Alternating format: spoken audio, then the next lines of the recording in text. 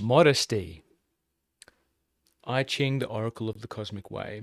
Now I've called in this bad boy, 28th of March 2025, line 3, and the 5th of May, 3rd and 4th, line 3 and 4. And this is an interesting one because I didn't realize that I hadn't recorded this one. And I'm like, I was just creating a Substack.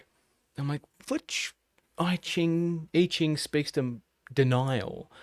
And I was flicking through, 15 actually talks to it quite well.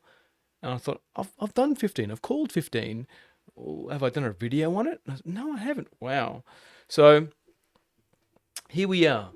Modesty, the judgment. Modesty creates success. The superior man carries things through. Modesty, the sage informs us, is one of the three fundamental cosmic virtues that all aspects of the cosmic whole are endowed with. The other two virtues are equality and uniqueness. Together, they give each aspect of the cosmos its dignity.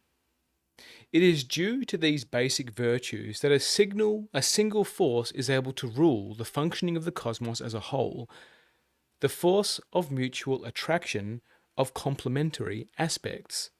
Another name for this force is love. When the virtue of modesty is seen in this context, it means that the modest person recognizes the equality and uniqueness of every other aspect of the cosmic whole. It is equivalent to seeing his true place in the whole. He has no need to put himself up or down because of aggrandizement or abnegation of the self fails to take into account the fact that every aspect of the cosmos is endowed with unique possessions. See the previous hexagram. Modesty also means that a person recognizes the uniqueness of his own possessions and the responsibilities toward the cosmic whole connected with them. Modesty is the virtue connected with a person's common sense. Common sense is the consensus of all the senses a person is born with. When none of his senses are blocked, his common sense gives him a sure feeling of what is true and untrue because it is in harmony with cosmic truth. Common sense is closely connected with a person's inner truth, his memory of what cosmic harmony feels like. Applied to any given situation, we can picture the process as follows. All the senses respond to the situation in accordance with their unique functions. The inner senses respond to the inner components of the situation, which manifest as vibrations, feelings, smells, etc., whereas the senses of outer seeing and hearing respond only to the situation's outer appearances. When all these senses function cooperatively, the common sense integrates the various perceptions into a discernment that needs no reason to prove its validity. Validating one's feelings is the meaning of modesty creates success. To carry things through. Validating one's feelings is the meaning of modesty creates success. To carry things through means to bring into full consciousness whatever feels discordant and say the inner no to it. I have a video on the inner no. The saying of the inner no would occur spontaneously were it not for the conditioning that has disturbed the cooperation of the senses. Therefore, in bringing the true self to maturity, learning to say the inner no needs to be recognized as a responsibility that is consistent with one's inner dignity and self-respect. Until the conditioning is undone, saying the inner no needs to be consciously remembered and practiced. When a person is tuned into his feelings, the inner no arises spontaneously and is heard as a firm inner voice. Yes, that takes practice. Consciously saying the inner no to another's ego display engages another natural function of a person's common sense as the helper of transformation. It transforms what is disharmonious in the situation. The inner no also has the ability to transform harmful thoughts that attack a person's psyche, thereby protecting him from them. Failure to say the inner no to the ego in another occurs because the ego in oneself has been aroused. Then one falls back on the use of power, either through words or actions, to correct the other. Allowing the ego to intervene in this way causes a person to lose his modesty and his cosmic protection. This is the battle of the inner critic and the outer critic. True modesty also means to recognize that the sage exists in every person's presence. The sage in another person's presence can be called upon to intervene when the ego in that person is active. True modesty is remembering to ask the sage in others' presence to intervene under such circumstances. The use of the term the superior man in the judgment, comes from the Confucian school and its view that modesty, the mark of a cultivated man, is a quality that comes from working on one's self-development. However, the idea of there being such a goal as becoming superior contradicts the very meaning of modesty. The person who seeks to be superior has already lost contact with the natural modesty he was born with. What is also overlooked is that being called a superior man is a spell that forces him into upholding all the abstract values that the collective ego assigns to that appellation. I'm going to highlight that and come back to that in the Contemplations, because that's huge, especially for men's work. By saying that virtues are not part of our nature and need to be cultivated, the collective ego appropriates a person's natural modesty. This doubt about the wholeness of his own nature is instilled in a child as the first step in his conditioning.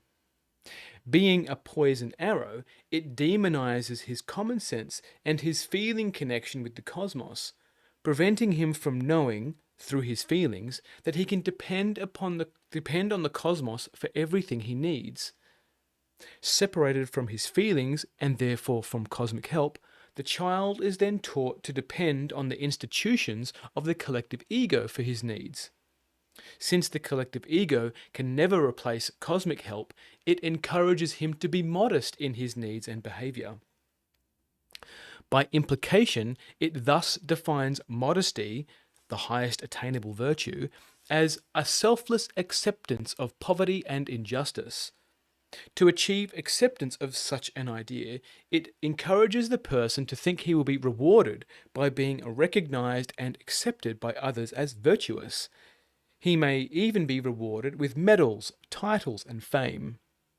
Thus, we see a paradoxical situation created, that the person who works hard to develop the self-image of modesty must make sure that his modesty gets noticed. I'll highlight that one, come back to it. At the core of all virtuous self-images cultivated by the collective ego is actually self-denial, for the truly virtuous person is the one who has not merely repressed, but totally routed out every aspect of his true self. The object of this cultivation of virtue, thus, is to have no self at all. All self-images tend to be expressed in their extreme through the fact that the object of cultivating them is to perfect them. Since the institutions of the collective ego are those which have taught him his virtues, his parents, teachers, and the society as a whole, the person with the self-image of being modest believes he owes all that he is to them. He thus carries with him strong feelings of indebtedness. This indebtedness is always connected with guilt, which becomes active whenever he makes any attempt to leave the prison of their total control. Highlighting that one. Of all the hexagrams, this one shows that the ancient Chinese were aware of a connection between true modesty and good fortune. They noticed that the person who was not arrogant was helped along by what they called heaven. What they were observing was the cosmic help and protection that are enjoyed by every person who lives by his natural modesty. but it seems to have occurred to only a few, such as Lao Tzu, that modesty is a virtue every person possesses as part of his natural makeup. True modesty is the absence of any self-image. Carrying things through to completion also means stepping out of the collective ego's system of opposites. In particular, the hero and the anti-hero rebel models. By setting up the ideal of the self-sacrificing hero, a person is led to sacrifice his true self to the collective ego's values, or, if he discovers that he cannot mold himself into the image of the hero, he may turn to admire the anti-hero/rebel who renounces the system. What he does not see is that the anti-hero is as essential to the dichotomous system of the collective ego as the dragon is to the dragon slayer, for it is in the nature of the collective ego to embrace the opposing elements that are essential to its system. A person can step out of this system only by recognizing that all self-images, regardless of whether they are of the hero/rebel, good citizen/outlaw, self-righteous person/the irreverent person, have their origin in the idea that a person must become something because in and of himself he is not enough, or he was born with original guilt, sin/fault. What we do not notice is that in all striving to become something, we are actually striving to overcome a supposed fault that has been attributed to our nature. The false attributions are the original poison arrows a child has received from the collective ego, which must be removed, if he is to return to himself, to his original wholeness. See page 550, the deprogramming procedure. Could also call that spell breaking. Okay. The lines. Line 1. The modest person may cross the great water, good fortune. Crossing the great water here refers to the success the modest person has in regard to whatever he seeks to do. Because he is modest without contriving to be so, all the helpers come to ensure his success. He is modest without contriving when he recognizes his true place in the cosmos as equal to all other aspects of it, and when he respects the dignity of all things.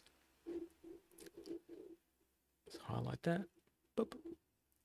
A person who strives to uphold the image of being modest can only attain a false modesty. He may think, because he is making a great effort to be modest, that he is deserving of success, and therefore is puzzled when success does not come. Such a person needs to recognize that his self-image of being modest prevents him from being his true self.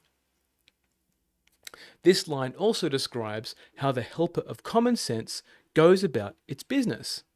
It creates transformation without making a big to-do about it. Common sense feels the need of the moment and guides one to act accordingly. When not held under a spell, the response is spontaneous and perfect. I'm just going to highlight that and come back to it in the Contemplations. When one or another of the senses has been damaged through the person's having devalued it, the spontaneity is locked up. When it is locked up, the person will follow conventional advice, and what he does creates a fate. I like that one. The sense that is most often blocked is the inner sense of smell. This happens when a person has accepted the poison arrow that his animal nature is the source of evil. Other poison arrows are put on certain senses by the idea that a person is divided into mind and body, or when a person adopts self-denial as a virtue, or when he equates being modest with poverty. Such virtuous self-images actually put poison arrows on him, locking out the ability of his helpers to come to his aid. The cosmos does not think poor; it gives abundantly to those who do not cultivate self-images of any kind. See page 541, Freeing Yourself from Self-Images, and page 550, Deprogramming Procedure. Line 2. Line 2. Modesty that comes to expression. Being firmly correct brings good fortune. In its cosmic meaning, modesty comes to expression when a person listens to his common sense. His common sense tells him when a thing or situation is cosmically incorrect or untrue. When uninhibited by poison arrows, it shouts the inner no. Thus, modesty means being inwardly firm and correct by consciously affirming such inner no's and allowing transformation to take place. By making this inner effort, a person's modesty acts as an invisible shield, protecting him from harm. This is the good fortune mentioned. By contrast, the collective ego holds up modesty as a virtue suited to the masses, but this definition of modesty tells the individual that he is not qualified to question what authorities tell him. In this way, the collective ego ensures that it can continue to parade its wrong values without opposition. Modesty that comes to expression can also refer to the person who has adopted the self-image of the modest person. Such a person, unlike the truly modest person, needs to show off his modesty, as by wearing special clothing or other insignia of modesty, or by adopting behavior that draws attention to his modesty. Line 3. The superior man of modesty and merit carries things to conclusion, good fortune. In its cosmic meaning, the superior man here refers not to a person, but to his common sense as the helper that carries things to conclusion. Just going to highlight that. Common sense has the function of leading a person to a correct assessment of things or situations. When a person follows it, his correct inner action engages the helper that completes his goals. Carrying things to conclusion also refers to the ability of the common sense, as part of a person's animal nature, to break spells and say the inner no when needed. In its cosmic meaning, merit comes from a person's validating his common sense by acknowledging its true worth and recognizing his dependency on the helpers. It's going to highlight that. Dependency is an important mechanic to talk about, or feeling to talk about. It is the helpers of the invisible world that guide our affairs, that influence people on our behalf to do the right thing, and that become the vehicles for completion of all we undertake when we are in harmony with the cosmos. It is they that know the exact time for this completion, because they alone know all the inner ingredients of the situation. When we are outside that harmony, we are subject to the whims and fancies of the ego and the fates it creates. These fates are what the ego calls chance. When a person wants what is incorrect or is attached to having something, he will not be able to draw help from the helpers. He will also not have success if, although his goal is correct, he believes attaining it depends only on human beings. I like that one. To enable the helpers to carry things to conclusion, a person must make a clear decision to put his will in the camp of cosmic harmony. The ego would interpret this line as saying that the superior man who is capable all by himself of carrying things to completion, due to his modesty and merit. I'm going to say that line again. The ego would interpret this line as saying that the superior man is a person who is capable, all by himself, of carrying things to completion due to his modesty and merit. This human-centered view excludes the helpers and therefore lacks modesty. Line 4. The cosmos blesses movement that comes from modesty. In this line, modesty in combination with loyalty to one's inner truth is shown to form the basis of all other cosmic virtues. When a person remains loyal first and last to his inner truth, he validates at the same time all his cosmic virtues. Movement that comes from modesty refers to the person who sees it that his actions are in accord with his inner truth. He does this not from a desire to be blessed or to be in harmony with the cosmos, because it is in harmony with his true nature. That's an important one, especially for good boy, good girl mechanics. All right. A person may receive this line when he has pledged loyalty to something other than his inner truth. This pledge has created a spell that blocks his further progress. An example is the person who has made a promise to carry on another's business or job after his death. Such promises imply that humans have a special power to control the future, and therefore they create a fate. If such a person were to eliminate this spell, his fate would be extinguished. This line can also concern a person who is loyal to the letter of the law or the written word, even when it contradicts his common sense. I'm going to highlight that one. An example is the person who adopts the phrase, "my country, right or wrong," which phrase could cost him his life. A person who gives undue reverence to the written word actually puts a spell on himself. He needs to identify the seed phrases and images that have caused him to place the written word above his common sense. See page 546, What are spells? Line 5.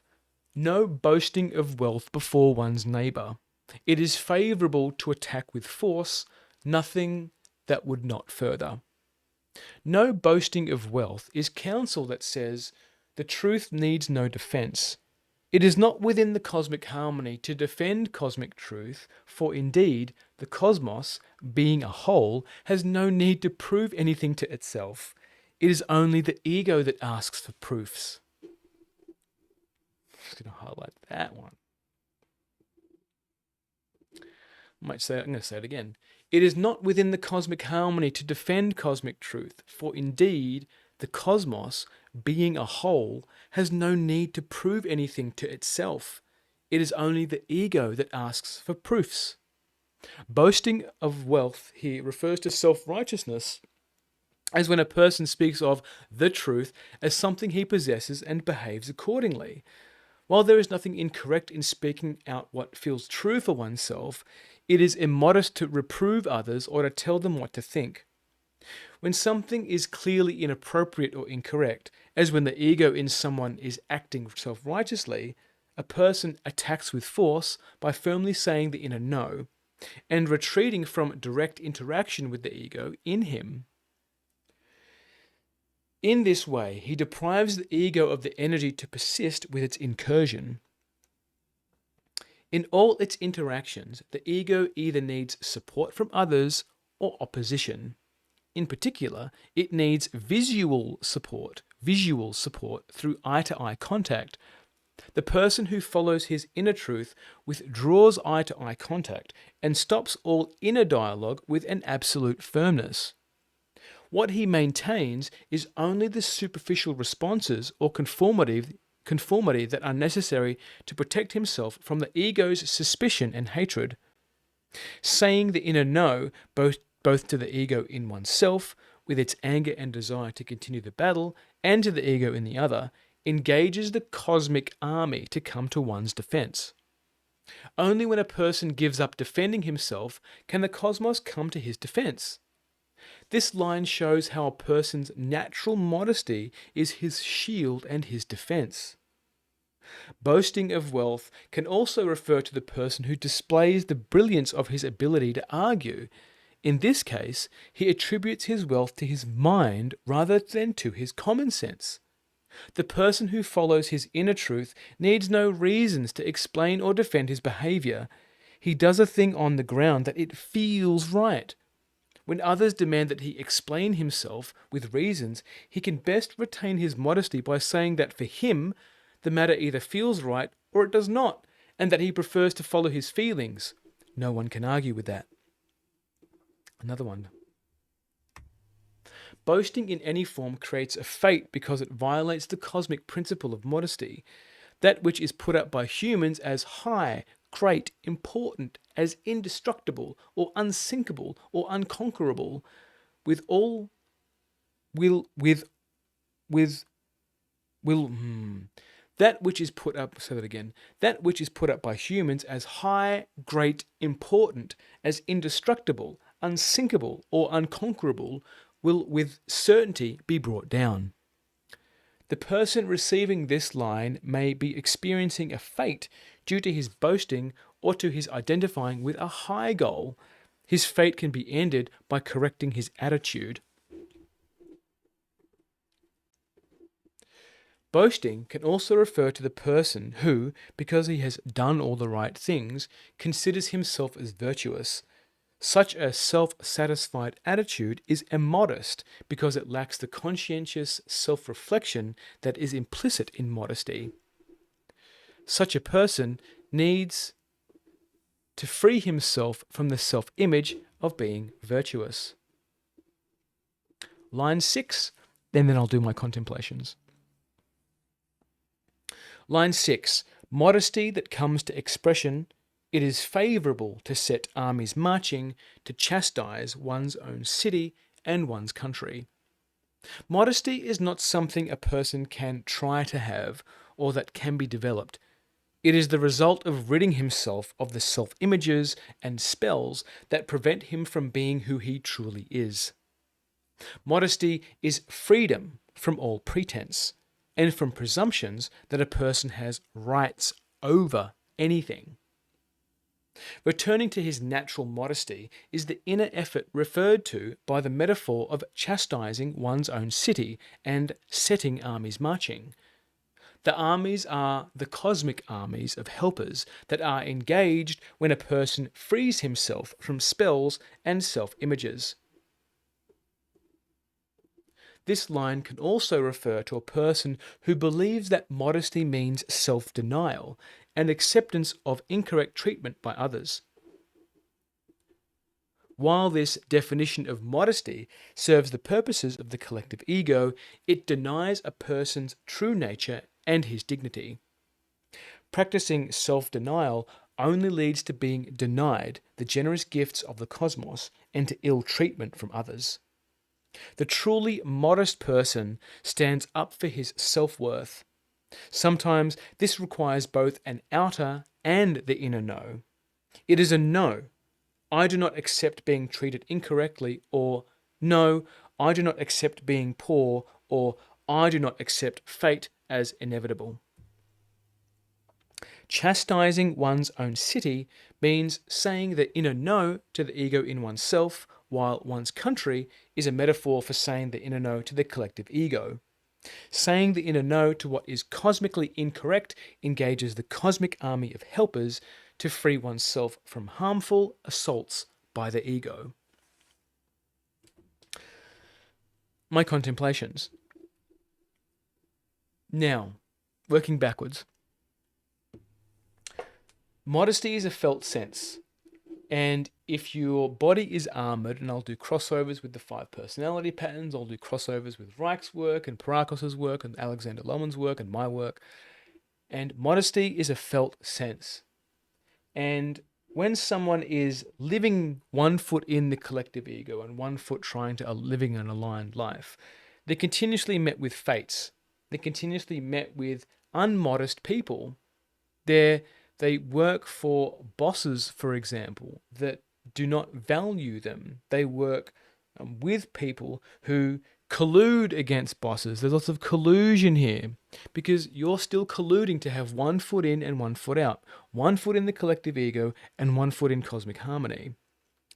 And what happens is when you make the commitment to honor who you really are, you start undoing all the self-denial that was initiated in childhood.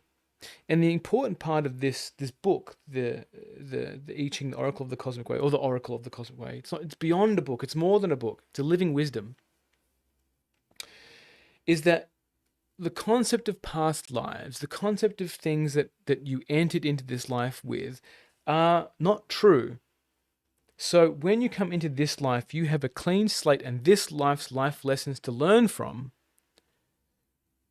And when someone comes to the realization that this is the life that you've been gifted and the lessons are from this life, the attachment to past life stuff goes. And you take your value of this life and this body and psyche is amplified because you're not a victim to or these self images of the past. And so no, who I am is who I am right now. And when you're in self denial, whether it's self denial of your sexuality, whether it's self denial of feeling, whether it's self denial of action, whether it's self denial of whatever it is, people will disrespect you. You'll be surrounded by family members that disrespect you, partners that disrespect you, authorities that disrespect you. But once you step into the rhythm and the flow and the stream of cosmic harmony, you respect yourself because you're in the respectful field of the cosmic truth. And what shows up in the context of modesty and being virtuous, with creating non-profits and trying to help people recover from whatever it is, or suicidal, or you're helping people, get better. If you're doing it out of a virtuous place to perform virtuosity, again, fates. And the fate might last a long time. A fate is incurred like a prison sentence. It has a timeline. And at the end of that timeline, you can either learn the lesson through self-reflection, through introspection, through inquiring through the cosmic, through the I Ching.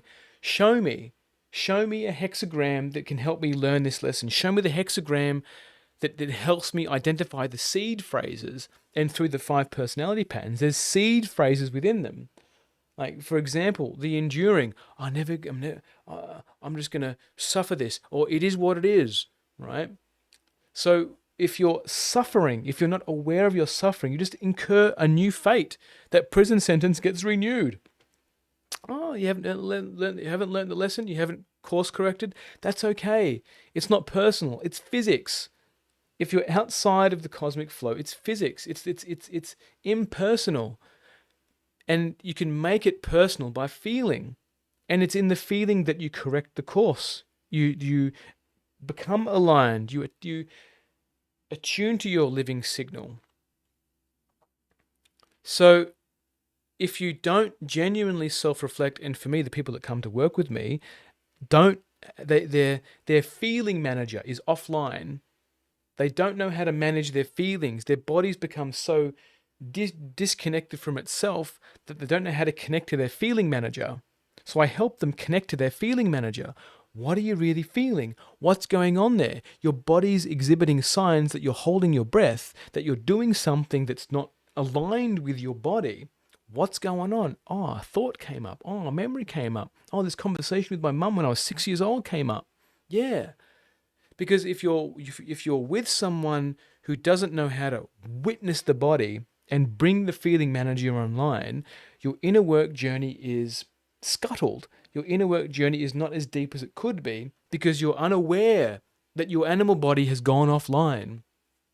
If you make sex wrong, if you're somebody who has been objectified, like you start to mute your carnal nature, the part of you that loves to be ravished, the part of you that loves to ravish, okay?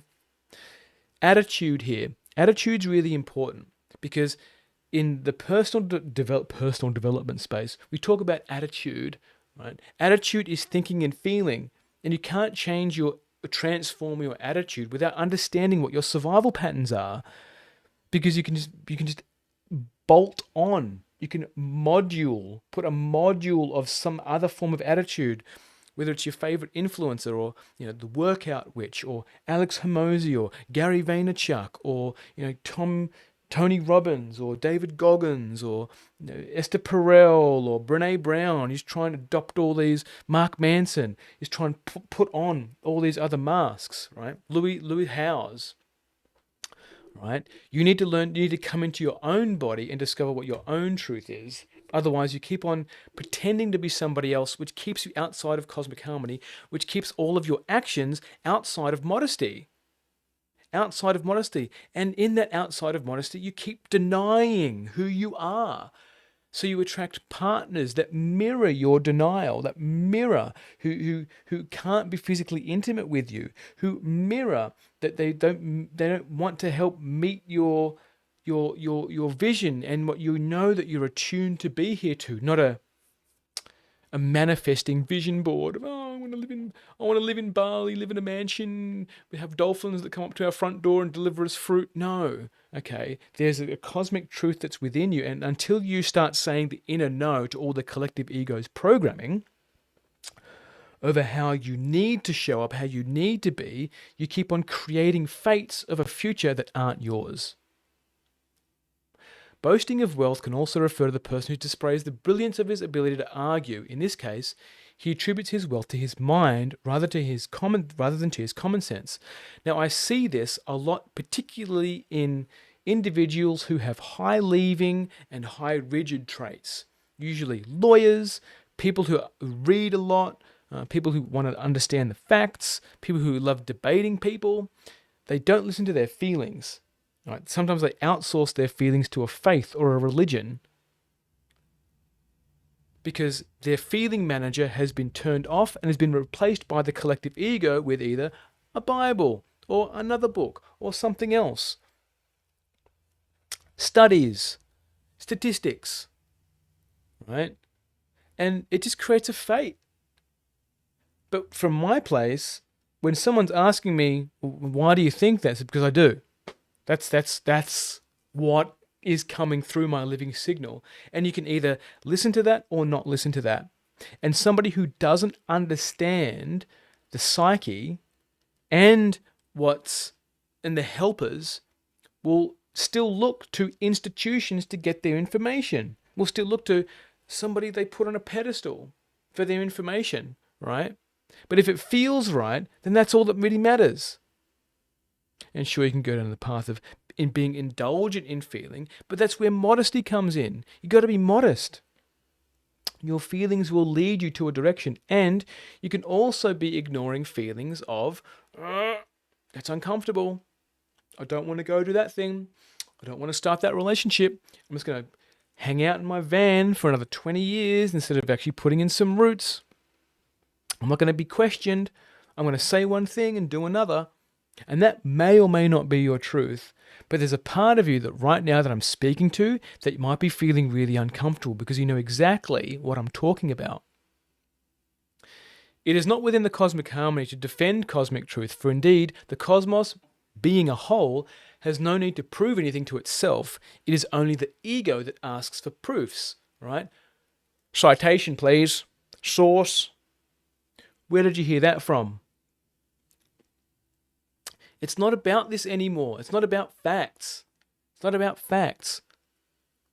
Including, I'm going to throw astrology in here too, okay? Because Pluto's moving into Aquarius and there's this thing that's going on and this thing that's going on. That's the mechanical view of the universe. That's not how the cosmos works. So what's the proof? So people look for a lifetime of proof, and this is part of the leaving pattern. The leaving pattern wants to know. Leaving pattern wants to know. It creates safety through knowing. But it's not an embodied knowing. It's just another awareness and insight loop. It's like, I've got this piece of knowledge that I can withdraw out of my bank, my knowledge bank, but it's not useful for you. It's not who you are. It's not your common sense, right? A person who gives undue reverence to the written word actually puts a spell on himself. He needs to identify the seed phrases and images that have caused him to place the written word above his common sense, right? And for those of you who, as I'm speaking, there's images and thoughts coming in, question them. For example, I'll be talking to someone who's relatively new to the Bible or is well versed in the Bible. A quote might pop up. But 3 John 16, or this or that, or 1 Timothy 2:12, or Genesis in the beginning. Yeah. And all those things, when you put written word above your common senses, you're not who you are. You're in denial of who you really are. And while books and written word can be used as a stepping stone to help feel or a stepping stone to help understand, ultimately you've got to walk your own path. And this doubles down in the I Ching, where the sage that you consult helps you find your way, helps him find your path. Because there can also be a temptation to put the sage on a pedestal. He's a teacher and a friend. So if you've come from the institutional model of mum and dad's wisdom is unquestionable, and teachers are unquestionable, professors are unquestionable, lawyers are unquestionable, the president is unquestionable, then you won't listen to your own truth. A person who is loyal to the letter of the law or the written word, even when it contradicts his common sense. Right? And we do this. This is like where I'm right now in my liberation stage, is having a look at the written word and knowing that in my common sense, I don't need to go to war. I, as an individual, do not need to go to war with the courts or war with whatever institutions. I just say an inner no to it and just watch the helpers do the thing. It's actually been quite a surreal experience for me to see in its own timing, me not do a thing that I'm supposed to do by the letter of the law or the written word, and then watch as my life just gets better and better and better. It's so counterintuitive to listen to the common sense. But you can't contact the common sense when your body is armored. You can't do it when your body is armored. And there's so many people, especially in the truth world and the personal development world, that are still armored. They're still armored. They get obsessed about the inner critic and parts and other. That's all part of armoring. And while it can be a waypoint into understanding the self, it's still not going to help you integrate it, because the blind spot is it's all intellectual. It becomes when you have a breakdown, the parts work becomes a post-mortem. It becomes an autopsy on what happened. Using in contrast with the 5 personality patterns, it happens in real time. There's no need for a post-mortem. There's no need for an autopsy of the fight, because it's already fixed itself in the present. Movement that comes from modesty refers to the person who sees to it that his actions are in accord with his inner truth. He does this not from a desire to be blessed or to be in harmony with the cosmos, because it is in harmony with his true nature. And I think, as for me, speaking from my own journey, I needed to go through this. You need to go through it. You need to be sincere. There's another hexagram about sincerity. Being sincere is that you just got to go all in, right? And know what it feels like. Oh, I'm doing this to be in harmony with the cosmos. Oh, I'm trying to be a good virtue. I'm trying to be a good cosmos boy. It's like, nah, mate. Okay, you've got to learn what that feels like. And then when you speak and when you present yourself, when you're present with who you really are, that's cosmic harmony.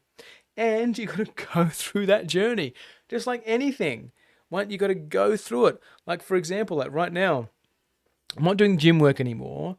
I want to do a combination of calisthenics and qigong or Tai Chi, because that's what suits my body type.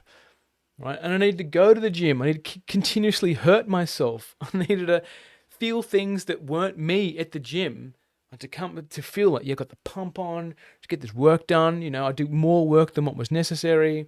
I'd feel great because all this endorphins are running through my body, but it's not me. And I needed to try on that mask to see what me being a gym junkie felt like, right? And I was sincere, totally sincere, right? He will also not have success if through his goal, say that again.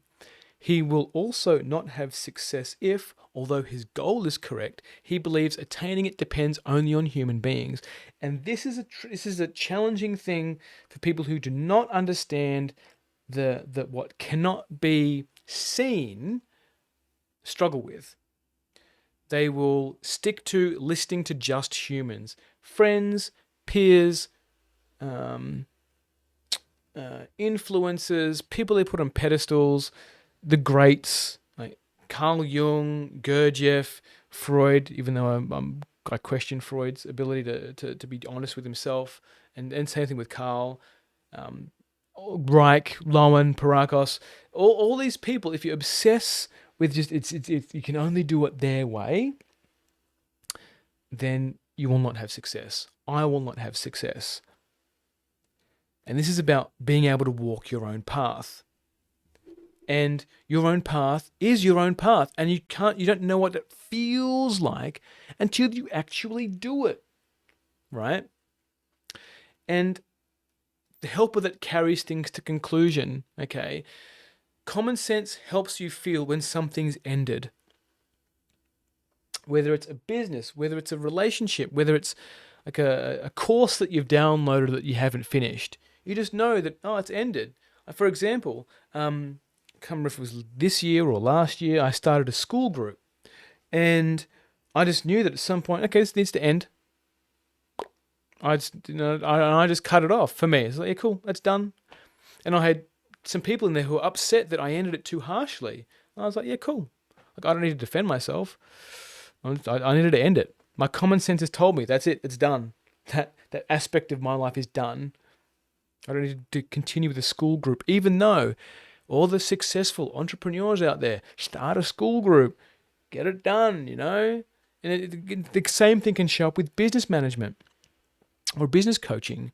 You know, they give you all the tools and the techniques that may have given them success, but it doesn't necessarily work for you, or works in the beginning, which is part of the collective ego model. It works in the beginning, but then it has diminishing returns in the long run. So the collective ego's hooked you in to what everybody else does, right? But it's not actually for you. So the collective ego needs to seed itself into other people for it to continue to exist. But it keeps on feeding on each other. It's like a giant egregore. It's the demiurge, where it continuously feeds off everybody else and needs to keep on bringing other people in. This is how you get success. This is how you have relationships. This is how you do this. This is how you do that. But when you're sincere in yourself, and when you recognize the dependency on the helpers, and dependency is something that the rigid survival pattern and the aggressive survival pattern really struggle with, because they've built an armoring around dependency. They've built armoring, body armoring. This I Ching speaks to the muscular tissue and how there's memories held in the muscular tissue that hold you back. Crosses over perfectly with all the work that I do. So when you know what dependency feels like in your body, you can rely, you can fall back on, you can feel the support of the helpers. But until you do that, you don't know. It's an intellectual thing.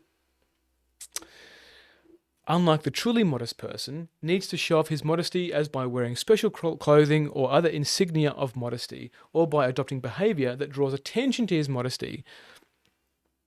So, fake modesty, right? You know, you wear the spiritual clothing, right? Or insignias, you know, you wear the... I'll let my son... Here it is, I'm just going to reach over. You know, like these things. Like these, I'm holding up to the camera, make sure the camera can see. These things, right? Like these beads that you can get from the Amazon when you sit in medicine, right? So people know, I've taken ayahuasca. I've been here. You know, the beads, you know, the dream catchers that you have in the car, all these things. Oh, I'm modest. You know, I'm connected with the earth. I've got all this stuff. Or behavior that draws attention to modesty. For example, I donated some money. I'm going to church this weekend. I'm going to the soup kitchen. I'm a anthro. I come with the term. I'm starting to get tired. I can feel my energy starting to diminish here. I'm somebody who loves helping other people by giving money. Philanthropy. In this way, the collective ego ensures that it can continue to parade its wrong values without permission. So be humble is another one here. I'll be humble, be modest. You know, hey, you know, right? self-denial as a virtue, okay? And so in the majority of the conservatives are riddled with self-denial, okay? And they try and brute force their way through self-denial through faith or values or for the future or something, right? And then the leftists, the more left or liberals, their self-denial comes in the way of they don't take responsibility of themselves. There's you need to take care of me. You need to make sure my rights. You need to make sure that you're doing this thing to make sure the world is safe and, merging all the time, right? And on a political spectrum, generalizing there, but when an individual is not aware of what self-denial feels like, especially if you're armored, if you spent lifetimes in talking therapy, if you don't integrate after plant medicine journeys, if you just get stuck in parts work where the inner critic's arguing with the outer critic, or your firefighters or whatever, like it just becomes a very intelligent and bypassy way of self-denial because you're not feeling. I've got a part of me that, yeah, great. You've said that now. You've given it permission to exist, but you've just put it in a box over there. Oh, it's a part. It's a part. No. When you treat the body as mechanical like that, you incur a fate and you deny. Not only do you deny the cosmos of who you really are, you also deny your body of feeling something that's actually going to set you free and liberate you to be yourself. When it is locked up, the person will follow conventional advice, and what he does creates a fate. When not held under a spell, the response is spontaneous and perfect, and that's what the 5 personality patterns can bridge you into. When someone says, got to react, not supposed to react, the stimulus and response gap, right? Yes, that can be helpful if you want to appear calm or appear altogether. But when your common sense is attuned to you and your living signal, your response is spontaneous and perfect. If you look at a child and they erupt, and then there's no attempt to try and control them or make them wrong, that cycle goes to completion very quickly, whether they're throwing a tantrum or whatever it is, because their response is perfect, it's spontaneous, and it's done. That's the common sense doing its thing. And then in adulthood, we try and maintain our composure. We try and make it look like we're all together, We make us look like, no, I'm the chest out. I'm the leader. I've got all the information. I know all the answers. It's like, nah. When you just be in the vulnerability, life flows through you. And love flows through you. Your voice carries the multi-frequencies of truth and love and compassion and modesty and sincerity and just all the things, but even the things we don't have words for. And that's where genuine dignity comes from. We try and impose dignity, like, being sexist, being misogynist, being all that. It's like, no, when you naturally respect yourself, you naturally respect the other. And while I'm not vegan, I think in multiples of decades' time, we'll see how true nature will emerge in our response to animals. Right now, people are trying to be vegan to be modest, trying to impose an identity of, I'll be this because it's modest. If it's not coming from your true self and you're imposing some victimhood thing on animals, you're demonizing animals, demonizing the cosmic nature, and you're not honoring yourself. But if you just naturally, you know what? I'm actually don't want to eat animals anymore. From a true self, that's different. It's not called veganism anymore. It's just called who you are. Right? The ideology is irrelevant anymore because it's just you. By setting up the ideal of the self-sacrificing hero, a person is led to sacrifice his true self to the collective ego's values. This can also show up in the church. And in this concept of the heroic man who jumps in to save someone who's drowning or runs into a burning house to save someone, okay? Is that who you really are, or is that the identity that you need to be because your self-worth is so low, you can only get value by the collective egos acknowledging your hero nature, right? How can I be a hero today? How can I be Batman today? How can I be Superman today? Nah. And then on the flip side, the anti-hero, right? Where you don't want to do anything that's heroic, but you just be the rebel, the rebel to the system. It's like, yeah, I'm not going to do anything. Fuck it all. Flip the tables. Fuck it all. And fuck the system. Fuck it. Right? It's the same thing. Like the good citizen, the outlaw, the self-righteous person, the irreverent person have their origin in the idea that a person must become something. Because in and of himself, he is not enough, or he was born with original sin, guilt, and fault. Okay, I also speak about in a video about guilt. The I Ching speaks about guilt. And there's a difference between guilt and remorse.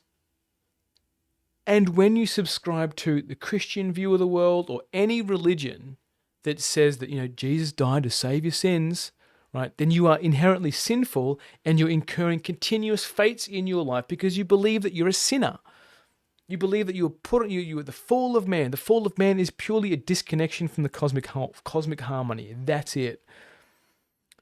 But to carry this burden of, I'm sinful, I'm bad, the body is bad, the body is demonized, don't lust, don't this, don't do that.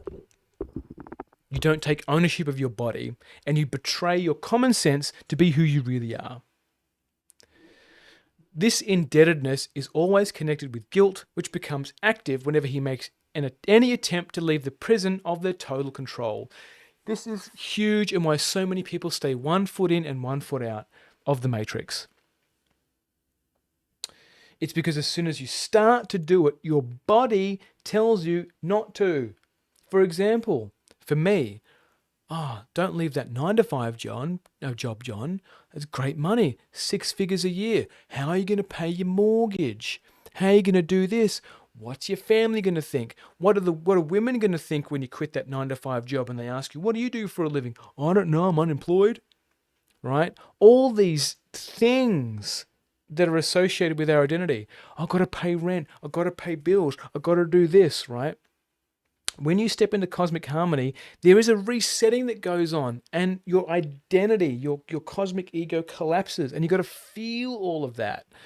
Sometimes you've got to feel into the future and be like, oh, yep, that's safe. That unknown is safe. No, I'm jumping out of the fire and I'm jumping out of the frying pan into the fire. Yeah.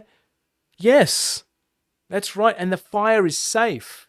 The fire is safe when you subscribe to wanting to be in cosmic harmony.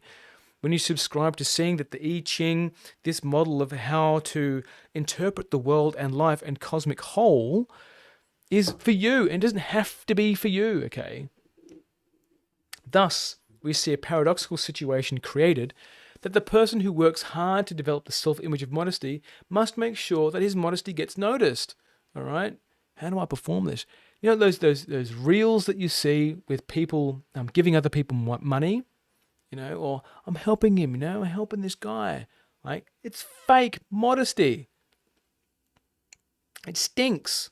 And then connection to the smell, it stinks for me. I smell it. It's gross. Ugh.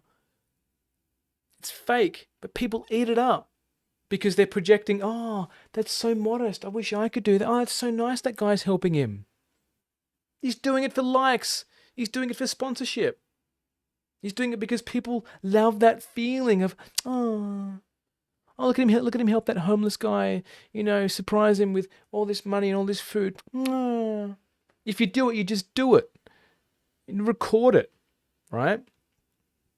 False modesty. What is also overlooked is that being called a superior man is a spell that forces him into upholding all the abstract values that the collective ego assigns to that appellation. And this is huge in the concept of men's work, especially for those men's work that have derived from David Data's work. Because he speaks about the superior man. Right? And his version of the superior man comes from the older corrupted versions of the I Ching, where there's a hierarchy. And yes, Hierarchy is a concept that naturally occurs when somebody is in their true self. You can't impose it, right? If you try and impose a hierarchy, you naturally incur a fate. Which is why when people are just living their true self, the hierarchy naturally forms because everyone's listening to their common senses. The common senses tell them this person can be trusted. Listen to him until it's time to stop listening to him or her.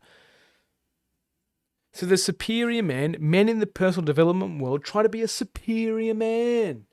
They try and be the provider. They try and be the rebel or be the thing or be against the system or be whatever it is. It's like, nah, just be your fucking self. Be yourself. But you are handicapped at doing that if you don't feel. And then there's two sides of the men's work world. You've got an indulgence in feeling, and what can show up here, the ego can take control of feeling. So before when you have the reactive, super quick, responsive, the response is just correct, you pivot through it and you move through it. The other side of it, the ego grabs a hold of it and then you become indulgent in the feeling. It's one side of men's work. And the other side is don't feel it all. Just be stoic. Just push your way through it. You know, if you've got to provide, you've got to provide. You know, sometimes you've got to do things you don't want to have to do. You know, you've got to suffer. No, it's the same dichotomy. It's like the feminized man or the hypermasculine man. Again, it's the same nonsense that's been spewed by it's the collective ego's back door of getting you hooked into it again. And to be able to let it collapse in quotations is part of the journey.